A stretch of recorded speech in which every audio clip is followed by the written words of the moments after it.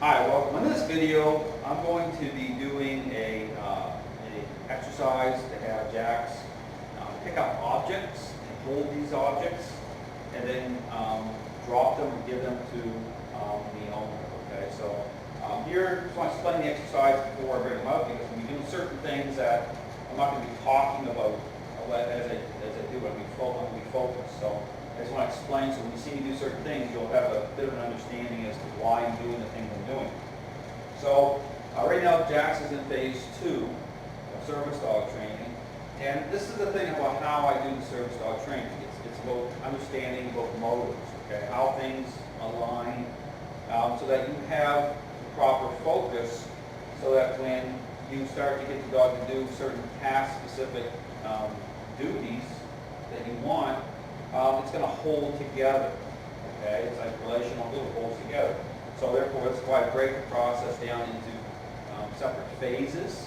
So phase 1 is about promoting the right relationship, control issues, okay, getting the relationship fixed at the core level.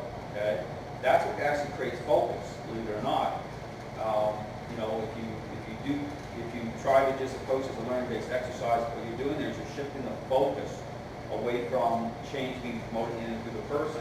And oftentimes what happens is, even though you get the dog, you might incentivize the dog to do certain things for treats or whatever, and that's typically what people will do, a lot of trainers. What they'll find is it's not going to hold together because the motives don't clean up. Okay, the dog, you're not fixing the control issues. Okay, so if you go down very well in the training environment, but then you go in places that it really matters, the dog isn't going to pick up certain things, or it's going to go after certain animals, and you're going to have a mess. And you'll be like trying to figure this out. Well, this system will be very intentional about how it does train, so that it holds together properly. And that ultimately is what people want. Okay, what matters in the end, okay, is the result. Okay, that just remember that. Okay, when I'm doing certain things. So here I brought up certain objects. Just to begin the process, I just started this yesterday, very briefly, okay, with Jax. Okay, so this is going to be like a beginning stage of this. Okay, so but what I'm doing here, so the expectations aren't as high. So the expectations is for him just to reach down, just to pick that object up. Okay, I'm slowly gonna, what's called shaping. Okay, I'm gonna shape that. Okay, to, we talk about learning. Learning is, well, analysis will connect the dots. Okay, and I will incentivize now, so you'll hear me saying good boy a lot, really praise. You see that on my other video too. I'm getting him to hold weight, to stand. Okay, to stand in position while the person moves and is able to, have Jax's system with support. Okay, now here again, we're moving to a different exercise.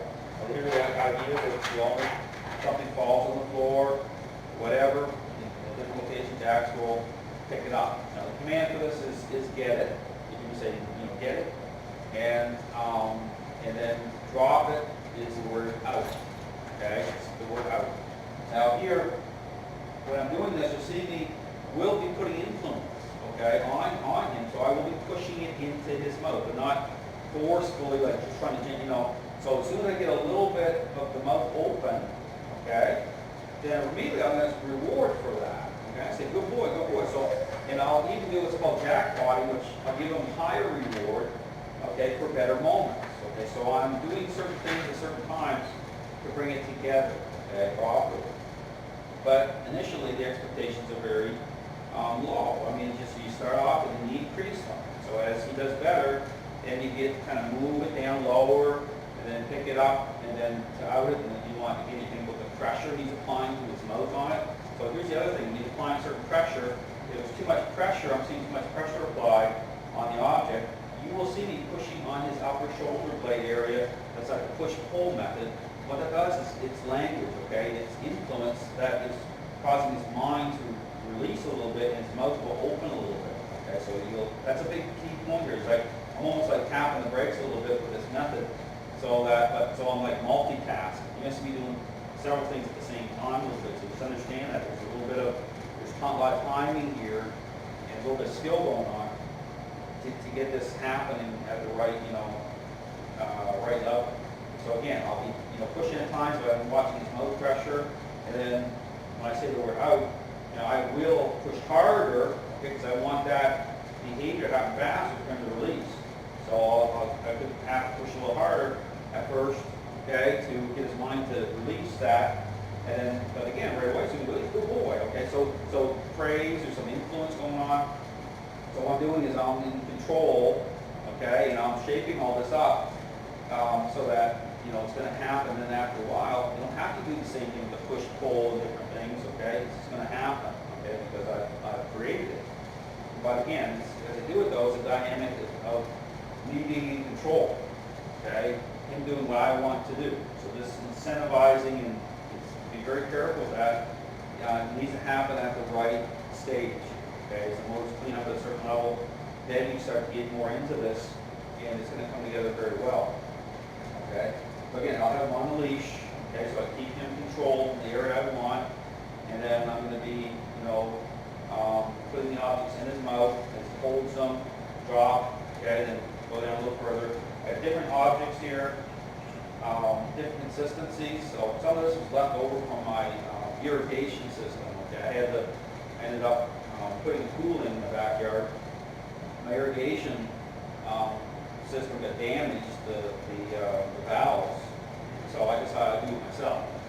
And so, like any project, when you're like an amateur, you end up with extra parts, okay, that I didn't take back to the store, so it works so well with this exercise. But I have some piping here that hasn't been used, okay, this is brand new piping, I didn't put it in the ground, so it's just brand new stuff, and the tags are still on it. So I'm going to use some of this piping here, just for different, different thickness, different texture a little bit. Some of this is just, it's all plastic or most of it, but different sizes.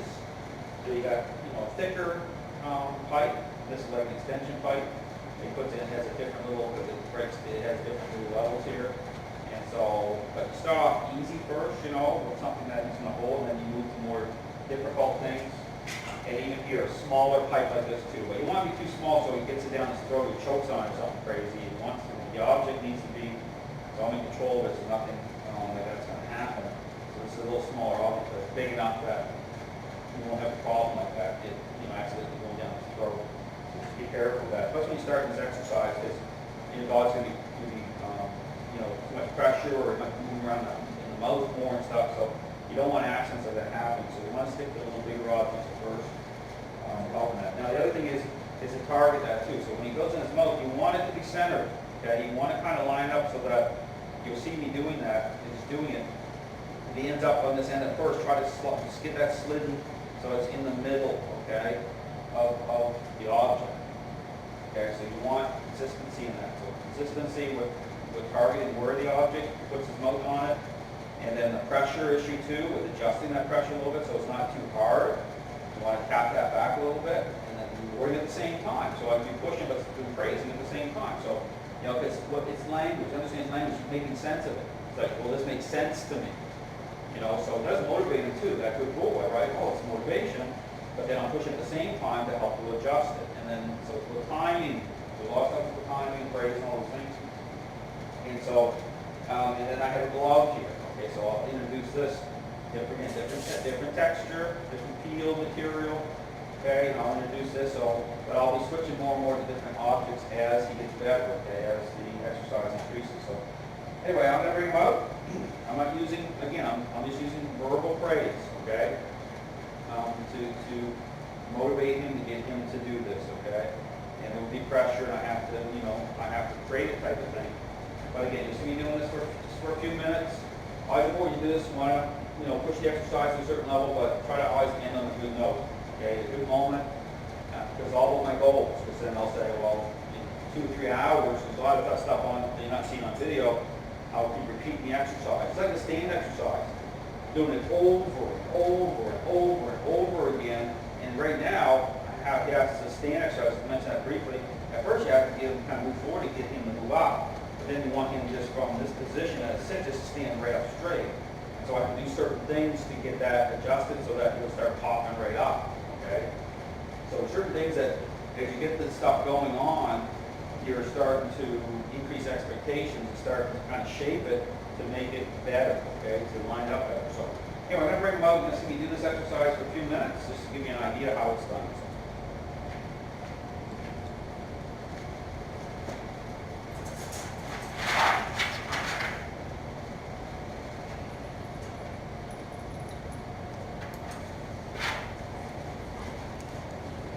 Again, it's on a flat collar for this. Yeah, be careful with this. You don't want too much. You want to be kind of loose on the pressure thing in terms of, you know, the strip. Just, you know. Good boy, good boy, good boy, good boy. Out. Good boy. Good boy, good boy, good boy. Out. Out. Good boy, Jax. Good boy. Really well. See that alignment? Good boy, Jax. Good boy. Good boy. Good boy. Good boy. Out. Out. Push in now. See that? And release that. Speaking language. Again, one holding two. Now see how he's coming forward a little bit now? That's a good thing. So when you start to see him come forward, that's good. But I'm still controlling that. I don't want him to just move forward too much. I want to keep within the range of this. Good boy, good boy, good boy, good boy. Out, out, out, out, out. Good boy. You see right there, right? There's a little more incentive. I want to hold on to it longer, right? So I had to push a little harder to tell him, no, you got to release it now. So, because I'm in control. So understand, I'm going to move to a different object, a little smaller one. Get it. Good boy, Jax. Good boy. Out. Good boy. Yeah. So go to the bigger one now. This one's this is the valve, so it's a little larger. Get it. Good boy, Jax. Good boy. Out. Good boy. Get it. Good boy, Jax. Good boy. Out. Out. Good boy. Now we move to the glove. We're actually going to move to the really smaller pipe here. So, good boy, Jax. Good boy. Out.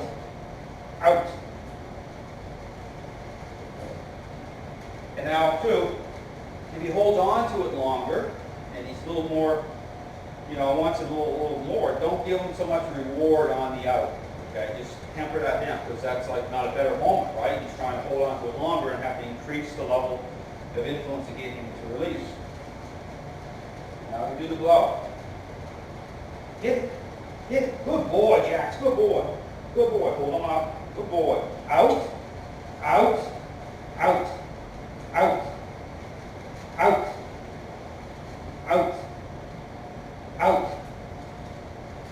So here, notice the difficulty we have with that, right? Now here's the backstory. Now before I got involved, he had this big thing about grabbing tea towels and certain things that associate with a lot of control. So the owner struggled with him a lot, with him taking control of certain things, wouldn't release it. So this is a great exercise to help that anyway. So you saw how much he wanted to hold that glove. So I had to increase the level of influence. Okay, so that's something to work on, right? No big deal. Just keep working it. And you're really good. Now here, we're going to move to a little bit lower. Okay, but here's the thing, is you have to shape it. So for example, as he goes lower to pick it up, he'll want to hover down there and just claim that. I got to bring him up on the leash. Okay, I got to lift him up so that the shape that, so he's got to stand up with it to release it. So there's certain type of behaviors here where he's going to want to take an object and kind of, camp out with it or try to in his mind. I have to take his mind in a different direction. Okay, I got to shape it so that he's going to stand up and release it and understand. So I'm in control of what I want him to do. So we're going to move back to the big object and do that. So for example, right here. So right here, he's here. Something falls on the floor. Get it. Good boy. Out. Good boy. Yeah. Hit it. Good boy, good boy, good boy, good boy, good boy, good boy. Out, out, out. Again, notice how I'm lifting them up. Hit it. Hit it. Good boy, good boy. Good boy, good boy, good boy, good boy, good boy, good boy, good boy. Out. Good boy. Good. So I'll stop there. Again, that's a good note to end on. So I went from high up with many objects, different consistencies, different shapes, different sizes. And then even working on one that you want to hold a lot harder, okay? Then going right, saw me just start into going right down, the object being basically on the floor. But saw with his paws, they're like, it's natural for him to want to stay there and want to, chew at it or whatever. What did I do when it's in his mouth? They didn't want to let it go, right, a little bit, because I changed the parameters. That's why he was on the floor at one where he wanted to release it. I put it back in his mouth and lifted him up, okay? And to shape that, and then release it once he's up in the air. So again, you see dogs want to let go of certain things because it's for control. Okay, you're taking control, so it's making sure everything lines up properly. Okay, but again, I have to do certain things at certain times to shape that behavior. So anyway, hopefully this gives you good insight. This is something I'm just working on again, phase 2 over and over and over again, and then taking it in different places because again, it's about him performing well, not just in this environment, but in different environments too. So this is something that this exercise initially starts here and it starts extending out in other places to make sure it's solid. That's important. Okay? He's got to be solid no matter where he's at. It's a service dog.